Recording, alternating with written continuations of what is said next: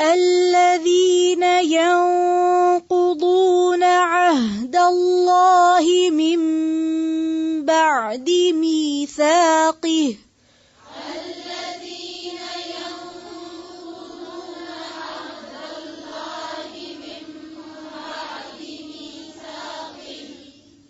الذين ينقضون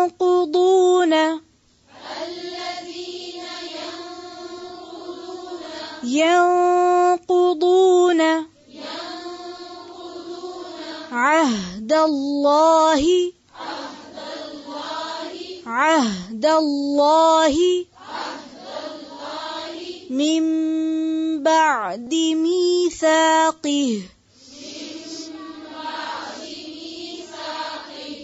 من بعد ميثاقه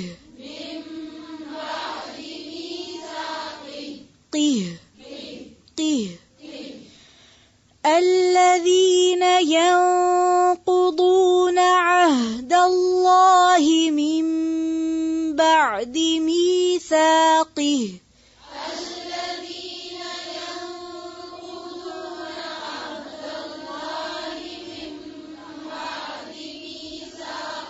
پھر سے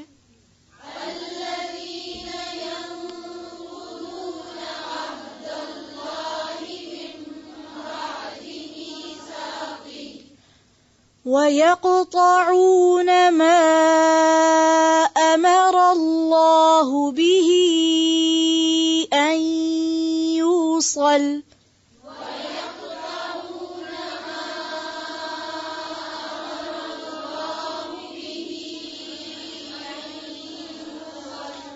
وَيَقْطَعُونَ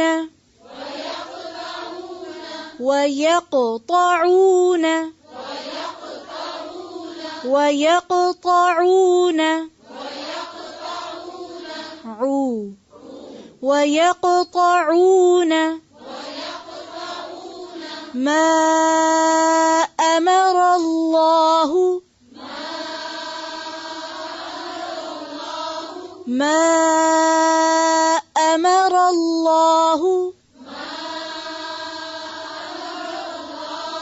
وَيَقْطَعُونَ مَا أَمَرَ اللَّهُ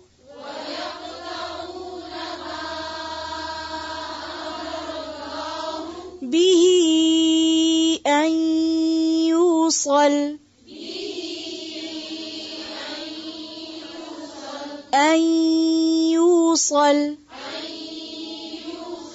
أَن يُوصَلَ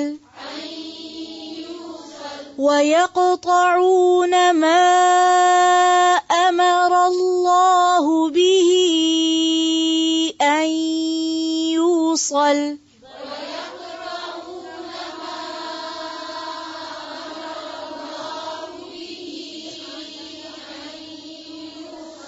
پھر سے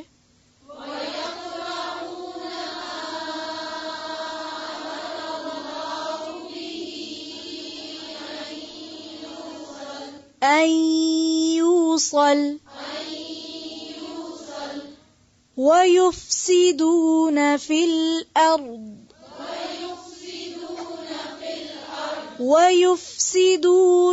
الأرض أولئك هم الخاسرون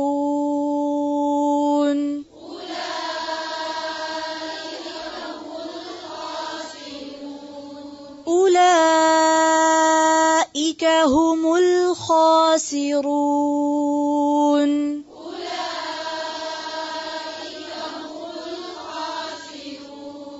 خاسرون هم الخاسرون أولئك هم الخاسرون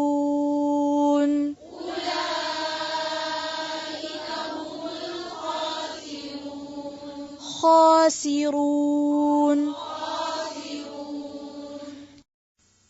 الذین وہ لوگ ینقضون جو توڑتے ہیں، نون قاف ضاد نقض توڑنا، اردو میں بھی نقض عہد کا لفظ استعمال ہوتا ہے، یعنی پکے عہد کو توڑنا. ینقضون عہد اللہ. عہد وعدے کے لیے استعمال ہوتا ہے، وصیت کے لیے بھی لفظ استعمال ہوتا ہے. وصیت دوستی کے لیے بھی آتا ہے، کیونکہ دوستی بھی کیا ہے؟ آپ دیکھیں نا، خون کے رشتے تو خون کے رشتے ہیں، وہ تو اللہ نے آپ کو باندھ دیا. ہاں، تو جو دوستی کے رشتے ہوتے ہیں وہ بھی ایک خاموش عہد ہوتے ہیں کہ ہم باہم ایک دوسرے کے لیے وفادار ہیں، ہم ایک دوسرے کے لیے کیئرنگ ہیں. خواہ ہمارے درمیان نہ کوئی خون کا رشتہ ہے، نہ ہی کوئی قانونی رشتہ ہے. قانونی رشتے کون سے ہوتے ہیں؟ جی ہاں، جیسے شادی وغیرہ ہوتی ہے تو یہ بھی ایک کانٹریکٹ ہوتا ہے نا، وہ بھی ایک عہد میں لوگ باندھے جاتے ہیں، مگر وہ ایک لیگل کانٹریکٹ ہے. ٹھیک ہے، سوشل بھی اور لیگل بھی ہے، اس کی قانونی حیثیت ہوتی ہے نا. اسی کی بنیاد پر پھر وراثت اور باقی تمام، یعنی بچوں کا وارث ثابت ہونا یا نسب ثابت ہونا، بہت ساری چیزیں اس سے پھر آگے نکلتی. تو عہد بھی بنیادی طور پر کئی معنوں میں استعمال ہوتا ہے. ذمہ، امان، دوستی، وصیت، ایسا قرار یا وعدہ جس کی حفاظت بھی کی جائے، یعنی جس کو لک آفٹر کیا جائے، جس کے پورا کرنے کا خیال رہے. عہد. ینقضون عہد اللہ، جو اللہ کا عہد توڑ دیتے ہیں. اب آپ دیکھیے، اللہ کا عہد توڑ دیتے ہیں، اللہ کے ساتھ جو ان کا کانٹریکٹ ہے، جو ایک ذمہ ہے، جو ایک تاکید ہے اللہ کی طرف سے جن باتوں کو کرنے کی، ان کو وہ توڑ دیتے ہیں. من بعد میثاقہ، اس کو پکا کرنے کے بعد. میثاق کا لفظ وثاق سے ہے. وثاق اس رسی یا زنجیر کو کہتے ہیں جس سے کسی چیز کو کس کے باندھا جائے. باندھنے کی چیز ہوتی ہے وثاق. ٹھیک ہے، اسی سے لفظ وثوق نکلا ہے. میں یہ بات پورے وثوق سے کہتا ہوں، یعنی پکے طرح کہتا ہوں. تو وثاق کیا ہے؟ وہ رسی یا وہ چیز جس سے کسی دوسری چیز کو پکا باندھا جائے. تو پھر میثاق وہ عہد و پیمان ہے جسے پھر مزید پکا کیا جائے، یعنی عہد سے بھی زیادہ پکا کیا جائے. یعنی عہد تو تھا، عہد جو ہے وہ ایک یعنی دلی اقرار کا نام بھی ہے نا، لیکن میثاق پھر کیا ہوا؟ اس کو مزید پکا کیا گیا، ڈکلیئر بھی کیا گیا. وَيَقْطَعُونَ، اور کاٹ دیتے ہیں. قطع، قاف توئے عین، قطع. قطع کرنے کا کیا معنی ہوتا ہے؟ کسی چیز کو کاٹنا، جیسے قطع تعلقی. ما امر اللہ، جو حکم دیا اللہ نے، بھی ساتھ اس کے، ان یوصلا، کہ جوڑا جائے. یوصلا کا لفظ کس سے نکلا؟ وصل سے. اس کا روٹ ہے واو صاد لام، وصل. وصل کس کو کہتے ہیں؟ جوڑنے کو. دو چیزوں کو آپس میں اس طرح جوڑنا یا اس طرح ملانا کہ وہ باہم جڑ جائیں. دو چیزوں کو اس طرح اکٹھا کرنا کہ وہ باہم جڑ جائیں، آپس میں لگ جائیں. جیسے مقناطیس کس کے ساتھ لگ جاتا ہے؟ لوہے کے ساتھ. اسی طرح جیسے گم لگنے سے دو پیپرز آپس میں کس طرح ہوتے ہیں؟ جڑ جاتے ہیں. تو دو چیزوں کا آپس میں اکٹھا ہو جانا، اس کو وصل بولتے ہیں، جڑ جانا. تو جن چیزوں کو اللہ نے جوڑ کے رکھنے کا حکم دیا اس کو وہ کاٹ ڈالتے ہیں، اس کو الگ الگ کر دیتے ہیں. وَيُفْسِدُونَ فِي الْأَرْضِ، اور وہ فساد کرتے ہیں زمین میں. فساد کا لفظ پیچھے بھی گزر چکا ہے، بگاڑ پیدا کرتے ہیں. کون کرتے ہیں یہ سب؟ منافق. منافقوں سے کہا جاتا ہے نا، لا تفسدوا فی الارض قالوا انما نحن مصلحون. اولئک، یہی لوگ، ہم الخاسرون، وہ خسارہ پانے والے ہیں. خاسر، خے سین رے، اس کا روٹ ہے نقصان اٹھانا. الذین ینقضون عہد اللہ، فاسق وہ ہوتے ہیں جو اللہ کا عہد توڑتے ہیں، اللہ سے کیے ہوئے وعدے توڑ ڈالتے ہیں. عہد کا کیا معنی بتایا تھا میں نے آپ کو؟ وعدہ. اور کیا معنی بتایا تھا؟ ذمہ، امان، دوستی. دوستی بتایا تھا نا, ٹھیک ہے نا. تھوڑا سا یاد رکھ لیا کریں, اس لیے کہ جب ہم اب تفسیر میں داخل ہوں گے تو پھر ہمیں وہ معنی آنا چاہیے نا, تاکہ ہم جان سکیں کہ وہ جو توڑتے ہیں کیا توڑتے ہیں.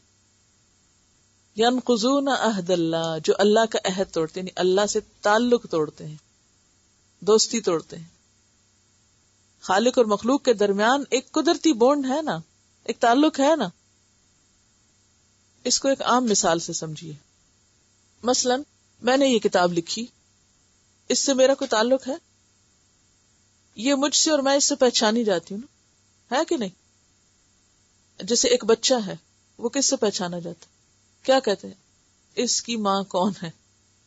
بچہ ادھر ادھر گھوم پھر رہا تو کیا کہتے ہیں؟ اس کی ماں کون ہے, کہاں ہے, یہ فلاں جیسا. فوراً ایک تعلق جو ہے. تو اگر دنیا میں کوئی کسی چیز کو بناتا ہے تو وہ چیز اس سے پہچانی جاتی ہے, اس سے ایسوسیٹ کرتی ہے, منسوب ہوتی ہے. تو جس نے یہ ساری کائنات بنائی, جس نے ہم سب کو بنایا, اس سے ہمارا کوئی تعلق نہیں. یہ کیسی بات ہے؟ اور نہیں ہونا چاہیے. ہر مخلوق, ہر انسان اپنے خالق سے ایک خاموش بونڈ میں بندھا ہوا ہے. ایک عہد ہے خالق اور مخلوق کے درمیان, ہم اس سے الگ ہو ہی نہیں سکتے. تو جو شخص اپنے آپ کو ڈس ایسوسیٹ کر لیتا ہے اپنے خالق سے, تو وہ دراصل کیا کرتا ہے؟ ینقضون عہد اللہ کرتا ہے. ٹھیک ہے. اور پھر من بعد میثاقہ, اس کو پکا کر کے پھر توڑتا ہے. یعنی لا الہ الا اللہ پڑھ کے اس کو پھر بھولتا ہے. ایک تو عام شخص ہے جس نے لا الہ الا اللہ نہیں پڑھا, لیکن اگر وہ کہے کہ مجھے کسی نے پیدا ہی نہیں کیا, میں تو خود ہی بن چکا ہوں, تو وہ بھی ایک عہد توڑ رہا ہے. لیکن یہاں جس کا ذکر ہے وہ کون ہے؟ وہ شخص ہے جو زبان سے لا الہ الا اللہ کہہ دیتا ہے اور پھر اس کے بعد اللہ سے کوئی تعلق نہیں رکھتا. منافق, فاسق, کیونکہ یہاں فاسقین کی بات ہو رہی ہے نا, فاسقین الذین, ٹھیک ہے نا. فاسق کون ہوتے ہیں؟ وہ جو اللہ کے عہد کو توڑ ڈالتے ہیں. اور پھر آپ کو یاد ہوگا کہ ہمیں جب اللہ نے پیدا کیا تھا تو اس وقت اللہ تعالیٰ نے ہماری روحوں کو پیدا کر کے ہم سب سے کیا کہا تھا؟ الستُ بربکم, کیا میں تمہارا رب نہیں ہوں؟ تو سب انسانوں نے کیا کہا تھا؟ قالوا بلا, آپ ہمارے رب ہیں. پھر ہم دنیا میں آ گئے, پھر اللہ نے پیغمبر بھیجنے شروع کر دیے. پیغمبروں نے آ کے ہمیں یاد کرایا, وہ جو تم نے وعدہ کیا تھا یاد کرو اس کو. پیغام دیا, ہم نے لا الہ الا اللہ پڑھا, مان لیا, اور مان کے پھر اس کے بعد کیا کیا؟ توڑ دیا. کیسے؟ جیسے کوئی تعلق ہی نہ ہو ہمارا اللہ سے. اب آپ منافقت کے کانٹیکسٹ میں رکھ کے سوچئے کہ کلما ادا لہم مشوا فیہ واذا اظلم علیہم قاموا. تو اظلم علیہم قاموا کیا ہے؟ یہ عہد توڑنا ہے. ہم نے کیا عہد کیا تھا کہ ہم کیا کریں گے؟ جو ہمیں آپ کہیں گے یا رب ہم کریں گے. لا الہ الا اللہ کا مطلب یہ کہ ہم آپ کی عبادت کریں گے, آپ کو الہ مانیں گے. تو جب کہہ کے نہیں کرتے تو پھر وہ دراصل کیا کرتے ہیں؟ وعدہ توڑتے ہیں. اس کے پکا کرنے کے بعد اب دیکھیں کہ یہ جو آیت ہے نا جس میں وعدہ الست کا ذکر ہے, یہ سورۃ الاعراف کی آیت نمبر 172 ہے. اس میں تفصیل ہے, انشاءاللہ ساری ڈیٹیل تو ہم اس وقت پڑھیں گے جب اگر اللہ نے چاہا اور ہم اس آیت تک پہنچ گئے. اور باقی یہ ہے کہ اس کا ریفرنس صرف آپ کو دے رہی ہوں, سورۃ اعراف 172. ٹھیک ہے. تو وہ آیت خوب واضح کرتی ہے کہ ہم نے پیدائش کے بعد اللہ کو ایک وعدہ دیا تھا کہ تو ہمارا رب ہے. دنیا میں آئے, اللہ نے پیغمبر بھیج کے ہمیں وعدہ پکا کرا دیا, لا الہ الا اللہ پڑھ کر ہم نے اس کو مضبوط کر لیا. اب لا الہ الا اللہ کہے کہ اگر ہم اللہ کو الہ ماننے کے بجائے اپنے نفس کو الہ مانے ہوئے, اللہ کی بات ماننے کے بجائے اپنی دل کی باتیں مان رہے ہیں, تو پھر کیا ہوا؟ یہ وعدہ توڑنا نہ ہوا؟ سمجھ آ گئی بات یا نہیں آئی؟ یہ بہت کمپلیکیٹڈ بات ہے. سمپل سی بات ہے, ہر مخلوق ایک خاموش عہد میں بندھی ہوئی ہے اپنے رب سے. نمبر 1 ہے نا. نمبر 2 یہ کہ اللہ نے جب ہمیں پیدا کیا تھا، یعنی ایک ہے ہمارا عہد خالق اور مخلوق کا خاموش عہد، دوسرے پیدا کر کے اس نے ہمیں کھڑا کر کے پوچھا تھا الست بربکم، ہم سب نے وعدہ کیا جی بالکل آپ ہی رب. دنیا میں آئے، پیغمبر آئے، لا الہ الا اللہ پڑھوایا انہوں نے، ہم نے پڑھ لیا، میثاق ہو گیا. اب آپ دیکھیں کہ لا الہ الا اللہ پڑھ کے پھر ہم اللہ کی ماننے کے بجائے اپنے دل کی زیادہ مانے، تو یہ کیا ہو گیا؟ عہد ٹوٹا کہ نہیں ٹوٹا؟ الذین ینقضون عہد اللہ من بعد میثاقہ ویقطعون، اور وہ کاٹ دیتے ہیں کس چیز کو؟ ما امر اللہ بہ ان یوصل، جس کو اللہ نے جوڑ کے رکھنے کا حکم دیا تھا. کس چیز کو اللہ نے جوڑنے کا حکم دیا تھا؟ نمبر 1 اللہ سے تعلق. اللہ سے تعلق کاٹ دیتے ہیں، کوئی تعلق نہیں، یعنی اس طرح زندگی گزارتے ہیں گویا ان کی زندگی میں خدا کا کوئی کانسیپٹ ہی نہیں. ان کے فیصلے خدا کے حکم کے مطابق نہیں، اپنے مرضی کے مطابق ہوتے ہیں. کوئی کام انہوں نے کرنا تو وہ یہ نہیں دیکھتے وہ کیا چاہتا، وہ یہ دیکھتے میرا دل کیا چاہتا ہے. اور دوسری چیز، رشتوں کو کاٹتے ہیں، انسانی تعلقات میں بگاڑ پیدا کرتے ہیں، یعنی صلہ رحمی کو کاٹتے ہیں. جن رشتوں کو اللہ نے قائم کرنے کا حکم دیا، ما امر اللہ بہ ان یوصل، وہ کیا کرتے ہیں؟ اس کو کاٹ دیتے ہیں. وَيُفْسِدُونَ فِي الْأَرْضِ، اور وہ زمین میں فساد کرتے ہیں. یہ فساد بھی کس کا کام ہے؟ منافقوں کا کام، کیونکہ ان سے ہی کہا گیا نا شروع میں لا تفسدوا فی الارض. متقی تھوڑی فساد کرتے ہیں. فساد کون کرتا ہے؟ فساد وہ کرتا ہے جس کو خدا کا خوف نہ ہو، وہ فتنے پھیلاتا ہے، وہ ادھر کی بات ادھر، ادھر کی ادھر، انسانوں کے درمیان پھوٹ ڈلواتا ہے، اور وہی اللہ سے کوئی تعلق قائم نہیں رکھتا، اور اس کے ساتھ قرآن میں شوشے نکالتا ہے، جیسے یہ مثال کیوں ہے، وہ بات کیوں ہے. کیونکہ ایسے شخص کا نصیحت قبول کرنے کا کوئی ارادہ نہیں ہوتا، وہ کچھ کرنا نہیں چاہتا، کوئی کمٹمنٹ نہیں کرنا چاہتا، کوئی ذمہ داری نہیں لینا چاہتا، اپنے آپ کو کسی تکلیف میں نہیں ڈالنا چاہتا، لہٰذا وہ اس سارے کام کو بیکار کام سمجھتا ہے، اور جو کر رہے ہیں ان کو بھی نہیں کرنے دیتا، لہٰذا وہ ایک فساد پھیلاتا ہے. یعنی فساد کیا ہے؟ اچھے بھلے کام میں بگاڑ پیدا کرنا. مثلا آپ آ رہے ہیں، پڑھ رہے ہیں، اپنی اصلاح کر رہے ہیں، کسی کی کرنا چاہتے ہیں، تو یہ مصلحون ہے نا، یعنی اصلاح کا کام ہے. اب کوئی بیچ میں آ کے شوشے چھوڑ کے کہ وہ جو پڑھاتی ہیں وہ تو یہ کرتی ہیں، اور وہ جو پڑھنے آتے ہیں وہ فلاں ایسے ہیں، اور وہ جو کام کرتے ہیں وہ ایسا ہے ویسا ہے، یہ ساری باتیں کرنے کا مقصد کیا ہے؟ کہ آپ بدظن ہو، آپ اصلاح کا کام نہ کریں نہ کرائیں. تو یہی ہے فساد پھیلانا، نہ خود کرنا، یا تو پھر آپ خود کریں، کیونکہ یہ تو ایک ذمہ داری ہے. طلب العلم فریضۃ، علم حاصل کرنا فرض ہے، آپ خود کریں. اگر آپ خود نہیں کرتے تو جو کر رہا ہے اس کے کام میں آپ کیوں خرابی پیدا کرتے ہیں؟ اسی کو کہتے ہیں فساد کرتے ہیں. یعنی خود بھی اللہ سے کوئی تعلق نہیں، خود بندوں کے ساتھ بھی مرضی کا تعلق ہے، جو اچھا لگتا ہے اس کے ساتھ سلام دعا، جو نہیں اچھا لگتا اس کے کاٹ کے رکھ دیا، نہ اللہ کی پرواہ نہ بندوں کی پرواہ. اور جو کوئی اچھا کام کرے اس کے کام میں بے وجہ کی تنقید اور شوشے بازی اور الزام تراشی، اور تاکہ ایک فساد پیدا ہو جائے، وہ کام رک جائے، ہو ہی نہ، رکاوٹیں ڈالی جائیں اس میں. تو یہ کن کا کام ہے؟ یہ فاسقین کا کام ہوتا ہے، جو خود اللہ کی حدوں سے باہر نکلے ہوئے ہیں، خود نافرمان ہے، خود کچھ نہیں کرتے، کوئی اور بھی کرے اسے بھی نہیں کرنے دیتے. اللہ تعالیٰ ایسے لوگوں کو پھر ہدایت نہیں دیتا. یہی تو بات کی جا رہی ہے نا. اصل موضوع یہاں کیا ہے پوری آیت کے بیچ میں؟ کس کو ہدایت نہیں ملتی؟ ایسے لوگوں کو نہیں ملتی جن کا طرز عمل یہ ہوتا ہے کہ انہیں نہ اللہ کی پرواہ نہ بندوں کی پرواہ ہے، اور ہر اچھے کام میں وہ اصلاح کی بجائے مدد یا سپورٹ کی بجائے بگاڑ پیدا کرنے کی کوشش کرتے ہیں. انجام کیا ہے ایسے لوگوں کا؟ اولئک ھم الخاسرون، ایسے لوگ خسارہ پانے والے ہیں، نقصان اٹھانے والے ہیں. کیوں؟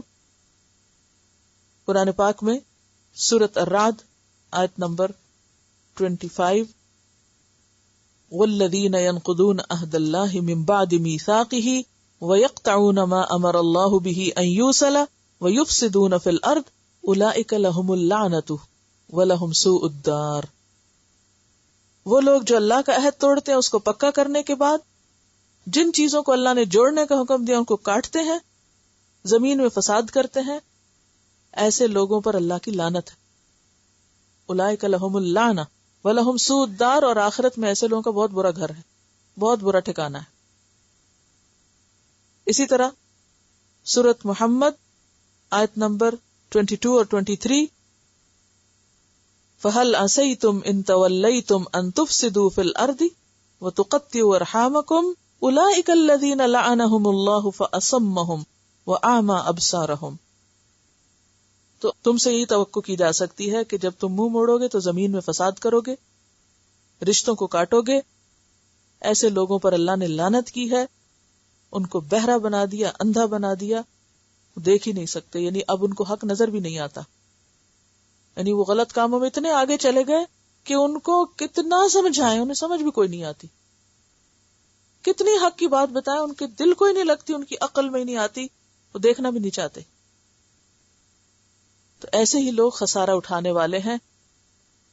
اللہ تعالیٰ قرآن پاک میں فرماتے ہیں قل ان الخاسرین الذین خسروا انفسهم واہلیہم یوم القیامہ، کہہ دو کہ اصل نقصان اٹھانے والے وہ ہیں جنہوں نے اپنے آپ کو اور اپنے اہل و عیال بچوں کو بھی قیامت کے دن خسارے میں ڈال دیا. ظاہر جو خود فساد کرتے ہیں وہ اپنے بچوں کو کہاں سیدھے رستے پہ آنے دیں گے، نہ اپنی فکر ہے نہ اولاد کی فکر ہے. ایسے لوگ خود بھی نقصان اٹھائیں گے اور ان کی اولادیں بھی نقصان اٹھائیں گے. تو اصل ناکام لوگ کون ہیں؟ فیلئر کس کے لیے ہے؟ کہ جو قیامت کے دن خود اور اپنے آل اولاد کو ناکام بنا دے اور وہاں نقصان اٹھائے، خواہ وہ دنیاوی اعتبار سے کتنے بھی کامیاب لوگ کیوں نہ ہوں، دنیا میں خواہ وہ محلات میں کیوں نہ رہتے ہوں، ان کے پاس ہر طرح کی پار ہی کیوں نہ ہو، لیکن اگر وہ آخرت میں ناکام ہے تو یہی اصل ناکامی ہے. یہاں آپ دیکھ رہے ہیں کہ ایک ایسا کیریکٹر سامنے آ رہا ہے کہ جس کو قرآن پر اعتراض ہے، اللہ کی باتوں میں وہ شوشہ بازی کرتا ہے اور پھر اللہ کے عہد کو توڑتا ہے، بندوں کے ساتھ بنا کے نہیں رکھتا، نیکی کے کام میں خرابی پیدا کرتا ہے. فرمایا ایسے لوگ ہدایت کہاں سے پائیں گے، یہ تو نقصان اٹھائیں گے اور قیامت کے دن ان کے لیے بدترین ٹھکانہ ہے. اب اس کانٹیکس میں انسان کو یہ سوچنا چاہیے کہ وہ خود کہاں کھڑا ہے. یہ جو 3 کیٹیگریز شروع میں کی گئی انسانوں کی، متقی، کافر اور منافق، تو یہ کردار بیسیکلی منافقوں کا ہے جو اوپر سے اسلام کا لبادہ بھی اوڑھے ہوئے ہیں، اسلام کا لبادہ بھی اوڑھے ہوئے ہیں، مسلمان گھرانوں میں پیدا ہوئے ہیں اور پھر دین کے دشمن بھی ہیں اور دین کا مذاق بھی اڑاتے ہیں اور دین کے کام میں خرابی بھی ڈالتے ہیں. تو ایک انسان جو لبادہ شیر کا اوڑھ لے اور کام گدھوں والے کرے تو اس کو شیر تھوڑی مانا جائے، وہ تو دھوکے باز ہوگا. تو یخادعون اللہ والذین آمنوا وما یخدعون الا انفسهم، سب سے بڑا نقصان اپنا کر رہے ہیں. بظاہر ایسا لگتا ہے نا کہ اگر انہوں نے اللہ کی بات نہ مانی تو دکھ ہوتا ہے نا کہ یہ کیا ہے، لوگوں کو خدا کے آگے نہیں جھکتے یا رشتہ داروں کے ساتھ نہیں بنا کے رکھتے، یا یہ کہ خرابیوں میں ان کی دلچسپی زیادہ ہے. تو ایسا لگتا ہے کہ جیسے وہ دوسروں کے ستانے کے لیے پیدا ہو گئے، لیکن بیسیکلی وہ دوسروں کا کام نہیں خراب کر رہے، سب سے بڑھ کے خود اپنا کر رہے ہیں. ایسے لوگوں کو سنبھلنے کی ضرورت ہے. وَيَقْطَعُونَ مَا أَمَرَ اللَّهُ بِهِ أَن يُوصَلَ، کہ وہ ان چیزوں کو کاٹ دیتے ہیں جن کو اللہ نے جوڑنے کا کہا. تو اس میں نے 2 باتیں آپ کو بتائی تھی، ایک ہے اللہ سے تعلق اور ایک ہے بندوں سے تعلق. وہ اللہ سے تعلق کاٹ دیتے ہیں، اللہ کی پرواہ نہیں، اللہ سے کوئی تعلق نہیں، کوئی نماز روزہ نہیں، کچھ نہیں، کوئی ذکر نہیں، کوئی کچھ نہیں، اور دوسری طرف بندوں کے ساتھ کاٹ دیتے ہیں۔ چلیں ٹھیک ہے، بندوں میں سے وہ بندے جن سے آپ کو کوئی رشتہ نہیں، کوئی کچھ نہیں آپ ان کے ساتھ ملتے، نہ ملیں، اگر آپ انسان بیزار ہیں تو رہیں، لیکن کچھ رشتے ایسے ہیں کہ جن کو آپ کاٹ نہیں سکتے، وہ خون کے رشتے ہیں، ان کی طرف سے آنے والی تکلیف کے باوجود بھی ان کو نبھانا ضروری ہے، ان کے ساتھ احسان ضروری ہے۔ تو اس موضوع پر ہماری ایک شاگرد نے کراچی کے فرسٹ بیچ میں یہ ایک کارڈ تیار کیا تھا، جس میں یہ ساری احادیث اس نے لکھ دی تھی جو میں نے کلاس میں بولی تھی۔ اس نے وہ احادیث مجھ سے لے کے ان کو خود ٹائپ کیا، ڈیزائن بنایا اور اس کو ایک خوبصورت کارڈ میں شیپ کیا کہ لوگ اپنے رشتہ داروں کو دیں اور اس میسج کو عام کیا جائے کہ تعلقات کو جوڑنا چاہیے۔ یہ میں اس لیے بھی آپ کو بتا رہی ہوں، عام طور پر ہماری سارا آرٹ اور ہماری ساری جو خوبصورت کوششیں وہ دنیا کے لیے تو ہوتی ہیں، مگر دین کو ہم ایک خوبصورت شکل میں عموماً پیش نہیں کرتے۔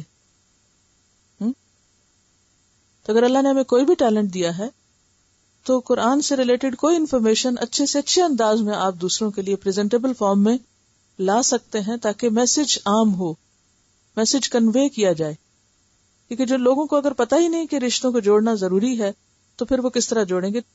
اس میں آپ دیکھیے کہ جو احادیث موجود ہیں وہ میں آپ کو سناتی ہوں کہ خون کے رشتوں کو جوڑنا کتنا ضروری ہے اور جوڑنے کا مفہوم کیا ہے۔ نبی کریم صلی اللہ علیہ وسلم نے مدینہ آ کر جو ابتدائی تعلیمات دیں اس کے بارے میں حضرت عبداللہ بن سلام کہتے ہیں کہ پہلی بات جو میں نے آپ سے سنی وہ یہ تھی، پہلی تعلیم کہ اے لوگو سلام کو خوب رواج دو، اے لوگو خوب خوب سلام کیا کرو اور کھانا کھلاؤ اور رشتوں کو جوڑو، اور راتوں کو نماز پڑھو جب لوگ سو رہے ہوں، تو تم امن کے ساتھ جنت میں داخل ہو جاؤ گے۔ یعنی جنت میں لے جانے والے کام ہیں یہ، اللہ سے تعلق، راتوں کی نماز، بندوں سے تعلق، سلام کو عام کرنا، کھانا کھلانا اور رشتوں کو جوڑنا۔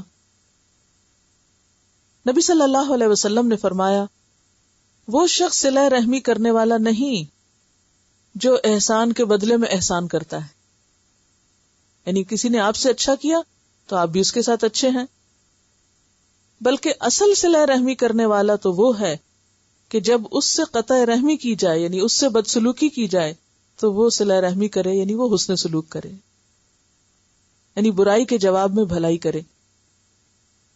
نبی صلی اللہ علیہ وسلم نے فرمایا کہ اللہ تعالیٰ فرماتا ہے، میں ہی اللہ ہوں اور میں ہی رحمان ہوں، میں نے ہی رشتے کو پیدا کیا ہے اور اس کا نام بھی اپنے نام سے نکالا ہے، رحم کا روٹ بھی وہی ہے جو رحمان کا ہے نا۔ اب جو اسے جوڑے گا اسے میں بھی جوڑوں گا، یعنی اپنی رحمت سے، اور جو اسے کاٹے گا اسے میں بھی کاٹوں گا۔ یعنی جو بندوں سے کاٹتا ہے وہ دراصل مجھ سے بھی کاٹ لیتا ہے ایک طرح سے۔ ہم پڑھ رہے ہیں نا اللہ سے تعلق قائم کرنا اور بندوں سے کرنا ہے، تو جو اللہ سے کاٹ لیتا ہے وہ بندوں سے بھی کاٹ لیتا ہے، جو بندوں سے کاٹتا ہے وہ ایک طرح سے اللہ سے بھی کاٹ لیتا ہے۔ اسی لیے ایک بزرگ کا قول ہے کہ اگر کوئی شخص اپنے ماں باپ کے ساتھ اچھا سلوک نہیں کرتا تو خواہ وہ کتنا بھی تہجد گزار اور کتنا بھی نماز پڑھنے والا ہو، اس کو نیک مت سمجھو، یعنی اس کی نیکی نہیں ہے اگر وہ انسانوں کے ساتھ اور خاص طور پر ان انسانوں کے ساتھ جنہوں نے اس کے لیے تکلیفیں اٹھائیں ان کے ساتھ وہ اچھا سلوک نہیں کرتا۔ حضرت ابو ہریرہ سے روایت ہے کہ ایک آدمی نے کہا، اے اللہ کے رسول صلی اللہ علیہ وسلم، میرے کچھ رشتہ دار ہیں، میں ان سے صلہ رحمی کرتا ہوں۔ اب جب صلہ رحمی کا لفظ آپ پڑھیں تو کیا سوچیں؟ اچھا سلوک کرتا ہوں، یعنی ان سے جوڑ کے رکھتا ہوں۔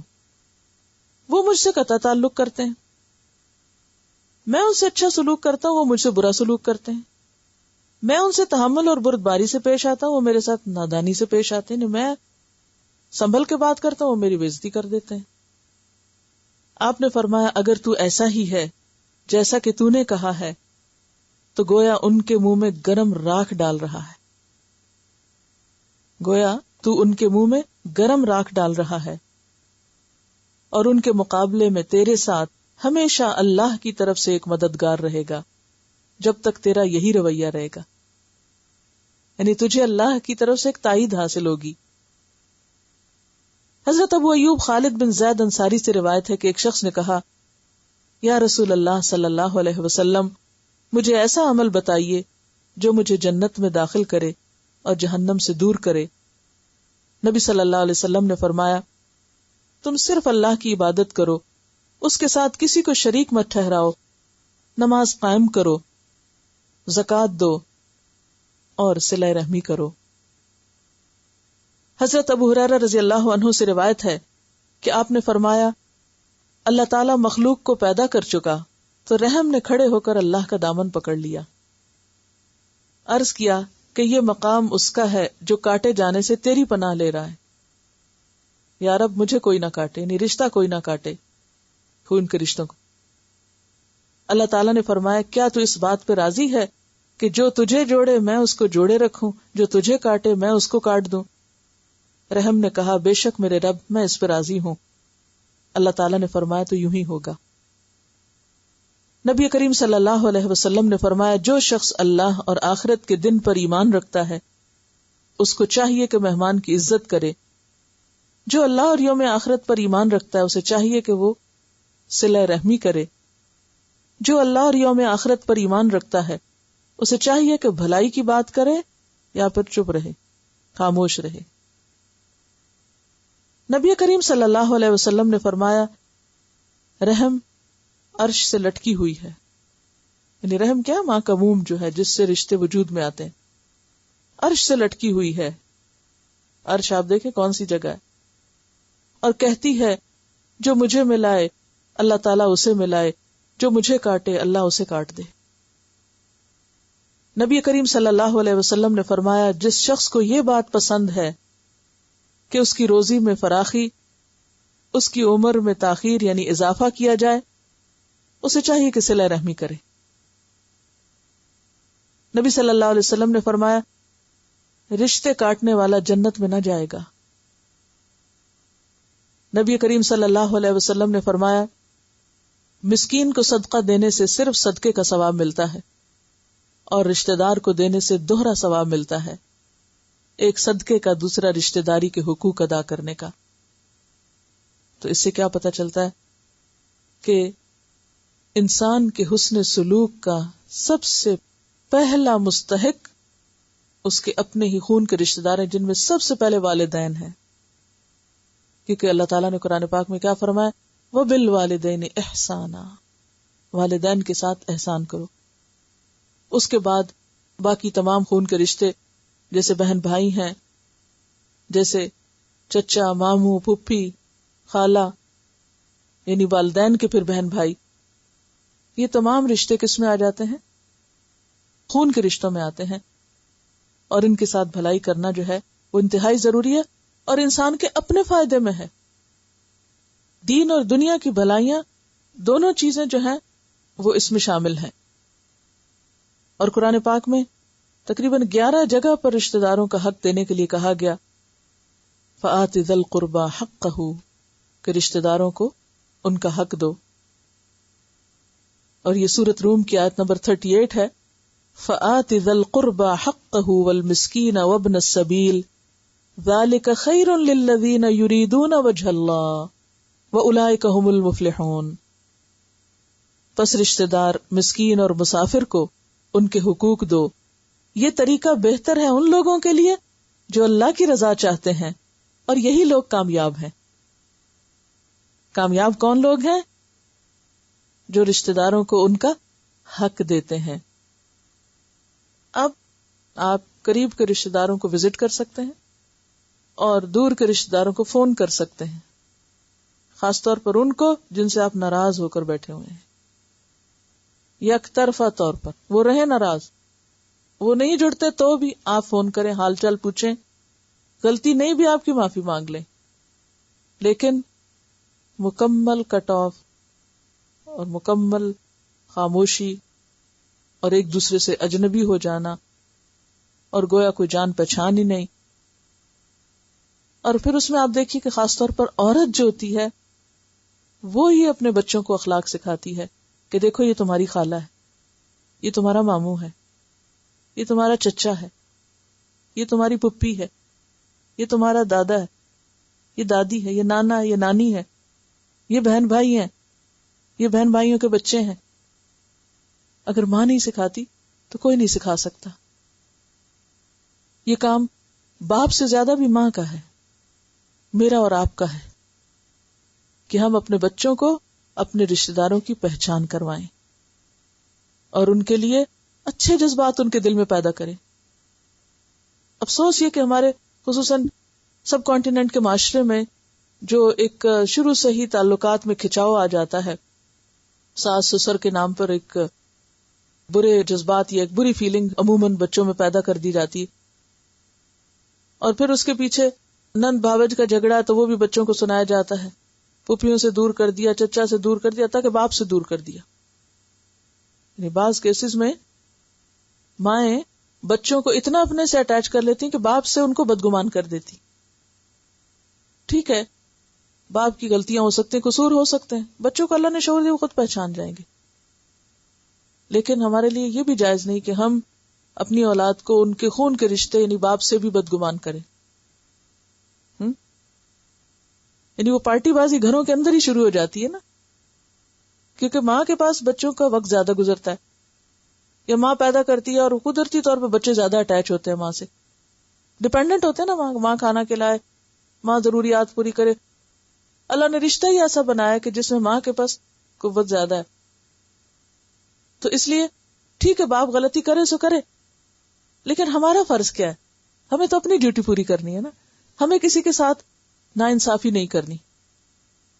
باپ بھلے ظالم ہو، باپ آپ کو حق نہیں بھی دیتا، تو آپ کا کیا فرض بنتا ہے کہ آپ بچوں کو مت بہکائیں باپ کے خلاف، کیونکہ اس سے کیا نقصان ہوگا کہ وہ اگر باپ کے ساتھ قطع تعلق ہی کریں گے نا تو کل آپ کو بھی برا بھلا کہنے لگ جائیں گے. وہ ایک وقت آئے گا وہ خود بخود ان کے اندر شعور آ جائے گا اور وہ آپ سے بھی بدگمان ہو جائیں گے، نہ وہ اس کے رہے نہ وہ اس کے رہے. کہتے ہیں نا جو کسی کے لیے گڑھا کھوتا خود اس میں گرتا ہے، جو کسی کے لیے برا چاہتا ہے وہ خود اس کا شکار ہوتا ہے. تو آپ کے لیے ہوم ورک ہے کیا؟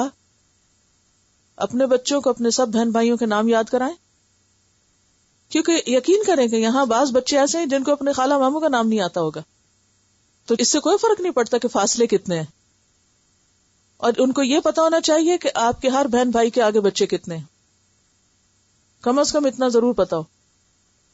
خالہ ماموں، اور اگر سوتیلے بہن بھائی ہیں تو خدا کے لیے ان کی بھی پہچان کرائیں، کیونکہ بعض اوقات ہمارے معاشرے میں بچپن سے ہی اس طرح کاٹ کے رکھ دیا جاتا ہے، یعنی باپ کی طرف سے اگر بہن بھائی ہیں یا ماں کی طرف سے، کہ ان کو ہم بہن بھائی سمجھتے ہی نہیں، اور وہ اتنی عادت ہو جاتی ہے کہ پھر ذکر بھی نہیں آتا ان کا. تو اپنے بچوں کو ان کے بارے میں بتائیں، کوئی یہ عیب نہیں. ہمارے وہاں اس کو عیب سمجھا جاتا ہے نا کہ باپ نے دوسری شادی کر لی یا ماں کی انبن ہوئی جا کے اس نے دوسری کر لی، تو وہ بچے بےچارے بیچ میں ایک عجیب پسند کا شکار ہو جاتے ہیں. لڑائی دونوں کی ہوتی ہے، وہ گھن بیچ میں پسرا ہوتا ہے، وہ کبھی ادھر دیکھتے ہیں کبھی ادھر دیکھتے ہیں کہ اب ہم کدھر جائیں اور کدھر نہ جائیں.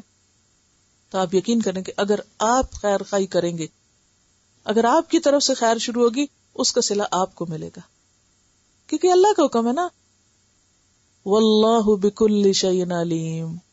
اللہ کو سب پتا ہے، وہ سب جانتا ہے، کیونکہ اس کو علم ہے. جزا اس سے لینی ہے، بدلہ اس سے لینا ہے، نہیں دل چاہتا، نہیں مرضی، دل میں جو کچھ بھی ہے صرف اس کا حکم سمجھ کر سمعنا و اطعنا، صرف حکم سمجھ کر اپنے دلوں سے بغض نکالے اور اپنی طرف سے یک طرفہ بھلائی شروع کر دے. دوسرے غلط کرتے ہیں، ظلم کرتے ہیں، جرم کرتے ہیں، ان کا معاملہ ان کے ساتھ ہے، وہ اپنے کیے کہ خود بدلہ پا لیں گے جہاں سے انہیں پانا ہوگا. لیکن ان کی غلطی کی وجہ سے ہم کیوں غلطی کریں؟ ٹھیک ہے نا، انہوں نے غلطی کی، آپ نے بھی کر دی، کیا فرق رہا؟ اس لیے جو اللہ کا حکم ہے وہ اللہ کا حکم ہے. تو یہ آپ کی اسائنمنٹ ہے.